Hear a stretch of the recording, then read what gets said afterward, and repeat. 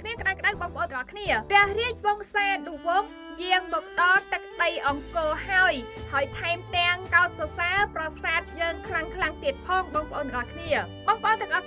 ព្រះអង្គម្ចាស់ក្សត្រីនៃព្រះរាជាណាចក្រដែរនោះម៉ាក់គឺបានយាងទស្សនាប្រាសាទអង្គរវត្តក្រោមការអមដំណើរដោយឯកឧត្តមហួតហៈរដ្ឋមន្ត្រីក្រសួងទេសចរនិងក្រោមមតិដឹកនាំរបស់លោកជំទាវបណ្ឌិតពេជ្រច័ន្ទមុនីហ៊ុនម៉ាណែតផងដែរនៅក្នុងព្រះរាជសកម្មភាពនេះព្រះអង្គម្ចាស់ក្សត្រីបានសម្ដែងការសពព្រះハរតីយ៉ាងខ្លាំងនិងមានព្រះរាជបន្ទូលកោតស្ងប់ស្ងាញ់ចំពោះភាពអស្ចារ្យនៃប្រាសាទអង្គរវត្តរបស់យើងព្រះអង្គចាត់ទុកថាអង្គរវត្តគឺស័ក្តិសិទ្ធិសមជាសម្បត្តិបេតិកភណ្ឌដ៏មានតម្លៃបំផុតនិងមិនត្រឹមតែសម្រាប់កម្ពុជានោះទេគឺសម្រាប់មនុស្សជាតិទាំងមូលតែម្ដងបងប្អូនទាំងអស់គ្នានេះគឺជាអ្វីដែលជាមោទនភាពរបស់កម្ពុជារបស់យើងតែបង្ហាញអំពីភាពអស្ចារ្យនៃទឹកដីអង្គរទៅកាន់ពិភពលោកផងដែរ